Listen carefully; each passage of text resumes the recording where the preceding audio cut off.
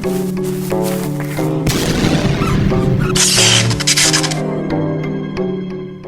all, welcome to Let's Bark, where we talk about anything and everything furry.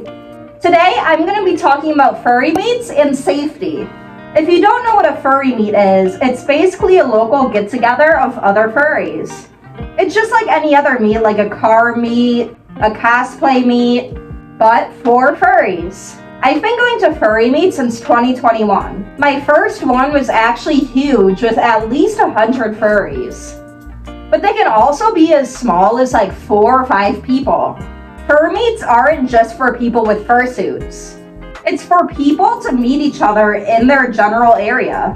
So this can be fursuiters, dino maskers, cosplayers, or people that don't costume at all. And they can happen just about anywhere. One that I used to go to that doesn't happen too often was at the arcade in my local mall.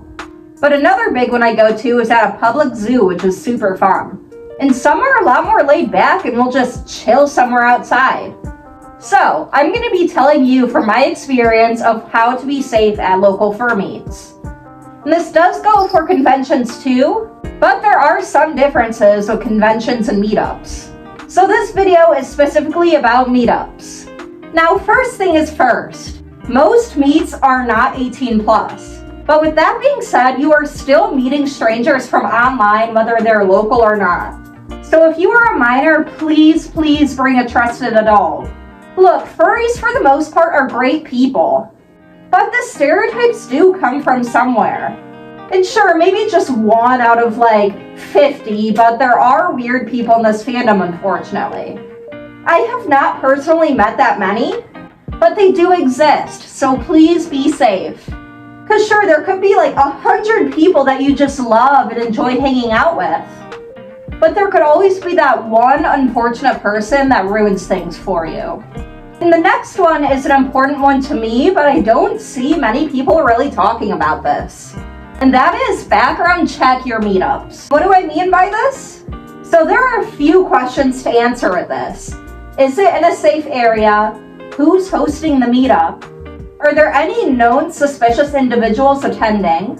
And if it's on private property, did the host call ahead? These are all very important things to know, since even if they are locals, they're all still people that you're just meeting offline. And even if you just have one meet going on, if you've heard a lot of negative stuff, please don't attend. Safety comes first. Sure, maybe it's all just rumors, but I'd rather you guys play it safe than be sorry. If there are no local meets by you, try hosting your own. That is, if you're 18 or your parent is helping you. That also brings me to my next part. Take drama with a grain of salt. Furries are pretty common, but not many attend meets or go out of their way to find friends in the fandom. So making enemies can be very bad for making friends around you. If you hear drama from one person, don't automatically assume it's true or untrue. If you happen to meet said individual, form your own opinions. But always keep in the back of your mind what someone else has said just to be safe. But don't automatically assume that they are a bad person. But definitely do not spread the drama further, especially if you don't know the whole of it. In such a small group of people being local to you, you don't want to have any bad blood with anyone. But of course, if someone is making you feel unsafe, you have every right to warn others.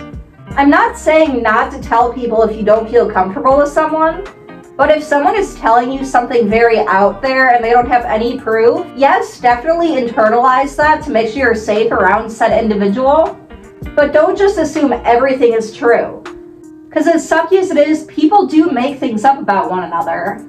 When I first started to get into the furry meeting scene, there was one person that I really got along with, and she had some friction with another fursuiter that I had been talking to. And both of their stories really didn't add up, so by the end of it, I just stopped talking to both of them, unfortunately. It's a harsh reality, but you don't want to get caught in the middle of someone else's drama. My next point is, even though these furries are local, please do not give them your address. Just like meeting any friend, you wouldn't just give them your address right off the bat. At least hopefully you wouldn't. And yes, it can be so exciting to find local furries. And trust me, every time I meet someone local at my age, I just want to hang out right away. But like I said, these are still people you're meeting online. After you hang out a bit and text a bit, then sure, go ahead and plan a hangout. But always use your internet safety skills when meeting people offline. Now this is a big one that can be hard for a lot of people, including me. If someone runs up to you and is barking at you, making fun of you, whatever, you guys all know how furry trolls are, try to give them as little attention as possible. At one of my local meets, I had a friend get a gumball thrown at her head, and then another instance of the same person. Luckily I wasn't here for this, but apparently someone dumped water on her fursuit head. And the thing is, a lot of people outside the fandom don't know how expensive these things are. I've heard people getting their tails pulled and it rips off, or other damaged suit parts. So really, it's best to not give attention to them. But this can kind of be a double-edged sword, because especially for edgy teenagers, they want a reaction and will keep going until you give them one. And unfortunately, there's not much right or wrong in this circumstance. Last time someone was giving me a hard time, I asked if they wanted a picture. Of course, they said yes to make fun of me later, but we just took the picture and that was that. But of course, it's not going to work for every group. So honestly, my best advice is play your cards how you want, just make sure not to show aggression back to them. Basically, ignore them if you can, but if they don't get the hint, then kill them with kindness.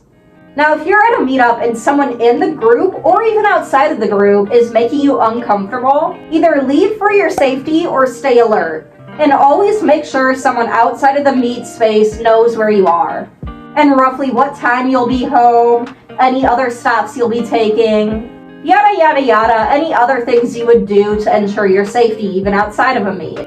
Now, normally when I go to meets, I bring my boyfriend along. It's probably hard to tell in the suit, but I'm a petite woman, and I'm not very strong. So typically I bring someone along with me who I trust and who I know will keep me safe.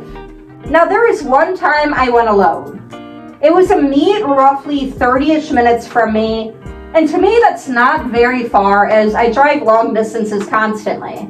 And I hadn't been to a meet in a while, and the one I normally go to, the arcade one, wasn't hosting anything, and unfortunately hasn't since. So I was like, I haven't been to a meet in a while, I know my boyfriend's going to work, but I think I'll be safe. I've been to so many at this point, I know what I'm doing. And for the most part, everything went well. But rewind back to a few months before this. I was messaging a local furry that happened to be in my same town on Telegram. Everything was okay at first until he started asking me some inappropriate questions. So of course, I started ignoring him. Luckily, he stopped texting me altogether, so it was kind of out of my mind. I had forgotten about it. Now, I did not know what this individual looked like.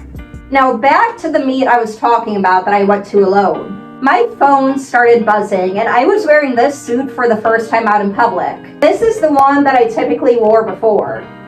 And I keep getting Telegram notifications, little stickers, basically custom emoticons. And I kept checking it. I couldn't really read the name through the eye, but I could tell it was Telegram. I would check it, put it down, it would buzz. Check it, put it down, it would buzz. Until finally I opened it and saw it was that person from months ago. The message read, "I am the guy in the green hat." And it probably looked a little funny from an outsider's view. I was on my phone and I'm just like, it's a little funny looking back, but it was very scary in the moment, especially after what happened next. Even though it did creep me out the way he said that, I was like, you know, a lot of furries, including myself, are socially awkward. He sent me a lot of weird stuff in the past, but my boyfriend knows where I'm at. I can leave anytime. Nothing really weird happened at said meet. But once I went to my car, I realized his car was just like 2 spots away from me. I was like, oh no, he knows what car I drive now. I should just wait here till his car pulls out first. I kid you not. I waited 15 minutes before his car finally pulled out before me. Maybe he was just scrolling on his phone, I don't know. But if you saw the weird messages he had sent me way back, you would understand why I was so nervous by this. Plus, I'm pretty sure the reason he kept spamming me stickers is because, like I said, I was in a new suit. So I think he was trying to see if I would check my phone at the same time as he sent something, before he finally told me he was next to me. And just the way he phrased that we were at the same meet and then potentially waiting for me to leave first to, I don't know, follow me home.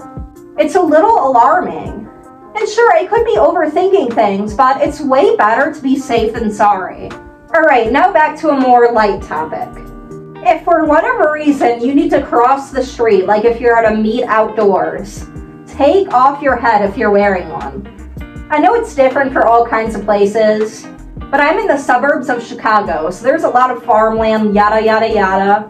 Even if the speed limit is like 30 or so, people are going zoom 60 miles down the road. So you need to be very alert at all times, and you need these blind spots to not be blind. Building off of that, when you enter public places, make sure to take off your head unless the host called ahead.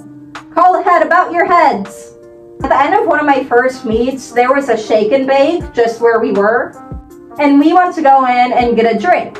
And I didn't want to leave my fursuit head outside, so we all just walked in with it, and the lady was like, no, out. And like, I get it, like no face coverings, plus like, it's just awkward. And yeah, I had to leave my head outside unattended.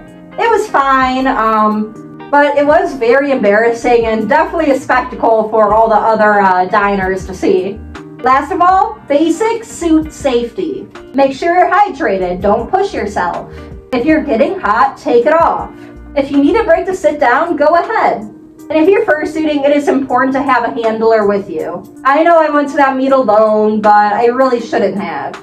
I came up with the acronym BARK, which stands for B, background check the meet.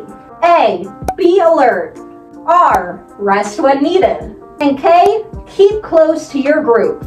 And yeah, so that's all I could think of for today. If you're new to the furry scene or new to going to meetups, please use your best judgment. If you are experienced and you feel like I missed something or want to elaborate on something, please leave it down below so new furries can read them. But without further ado, guys, please let me know what other Let's Sparks you want to hear. It's anything in the furry fandom, issues in the furry fandom, general topics, just anything you want me to talk about that is not personal drama between two individuals. So I will catch you in the next one. Oh, also, I don't know if you guys know, but I have little wings back here, and my tail is very broken, I'm aware. My little scullies. But yeah, I just want to show that. That's all.